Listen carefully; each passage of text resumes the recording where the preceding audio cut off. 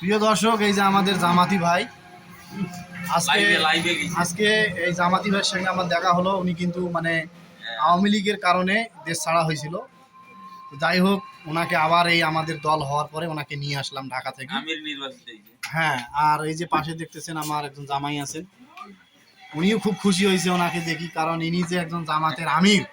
হ্যাঁ, ঘাড়ত নেই মনে করে আমাকে ঘাড়ত নিয়ে নিয়েছে। আর কি করবো, তুই কিছু কথা থাকলে কও। কিছু নেই, আল্লাহ আমাদেরকে সম্মান দেওয়ার মানে হ্যাঁ, অবশ্যই অবশ্যই। জাতির কাছে আমাদের একটাই চাওয়া যে আমরা যে ৭৭টা আসন পাইছি, এই আসনগুলো আমরা পাইতাম না। অনেকে বলছিল 40টা 30টা পাবো, ৬০,০০০ ভোটে পাস হচ্ছি। আমরা ওখানে মনে করেন যে ৭৭টা পাইলাম। তা আসলে এটা গর্বের বিষয় জামাতের। তো আমরা সরকার গঠন করতে না পারি তাতে সমস্যা নাই, কিন্তু আমাদের যে একটা জায়গা আমরা তৈরি করে নিয়েছি ইনশাল্লাহ।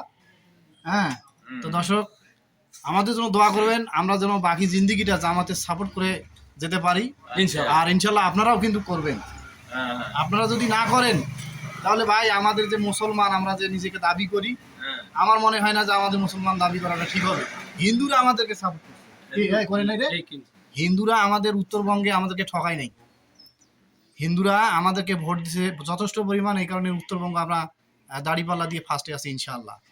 তো যাই হোক দর্শক, সবাই ভালো থাকবেন। সালাম আলাইকুম। সালাম। হ্যাঁ, থ্যাংক ইউ।